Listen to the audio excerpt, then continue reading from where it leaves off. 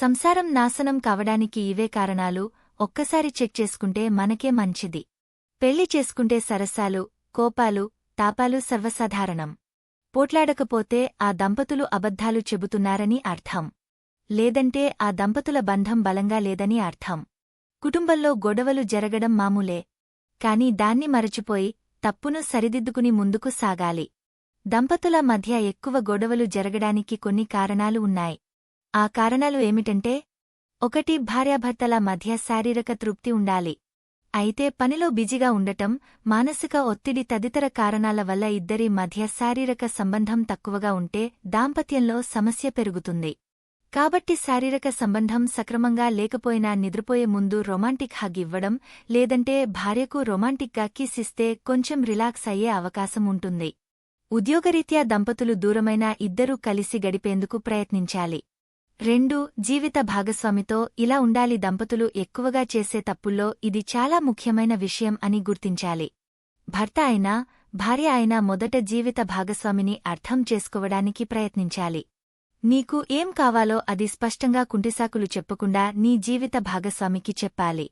ఇలా చేస్తే నీకు ఏం కావాలో అర్థం చేసుకోవడానికి నీ జీవిత భాగస్వామికి అవకాశం ఉంటుంది.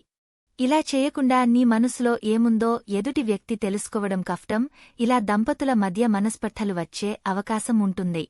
3. పాతపాడటం ఆపేయాలి. దంపతుల మధ్య గొడవలు వచ్చిన వెంటనే భర్త కాని లేదా భార్య కాని పాత పాడటం మొదలు పెట్టడం ఎక్కువగా జరుగుతుంటాయి. ఇంతకు ముందు నువ్వు అలా చేశావు, ఇలా చేశావు అని గతంలో జరిగిపోయి చెత్త రామాయణం మొదలుపెడతారు. ఎక్కువగా భార్యలు ఇలా పాతపాడటం మనం చాలా సందర్భాల్లో చూస్తుంటాము. పాత విషయాలు ఎక్కువ గెలకపోతే దంపతుల మధ్య గొడవలు టక్కున సర్దుమణుగుతాయని పెద్దలు అంటుంటారు.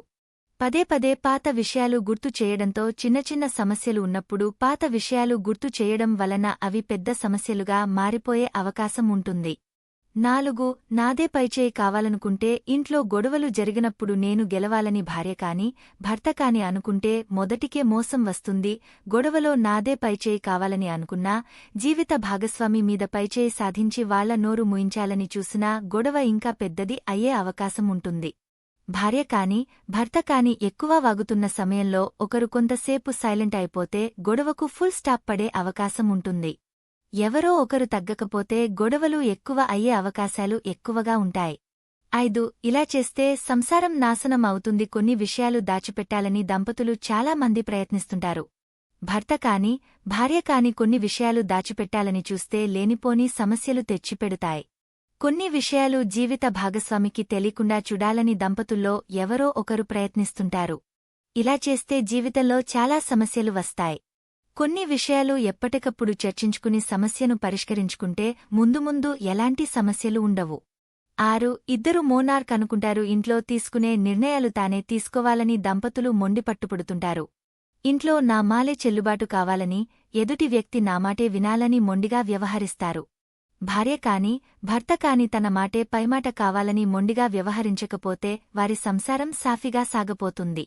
7. ఫ్యామిలీలో ఇదే మెయిన్. దంపతుల గొడవలకు ముఖ్యంగా ఆర్థిక విషయాలు కారణం అవుతాయి. డబ్బులు విపరీతంగా ఖర్చు చేసే విషయంలో, డబ్బు ఆదా చేసే విషయంలో తేడాలు రావడంతో దంపతుల మధ్య గొడవలకు కారణం అవుతుంటాయి.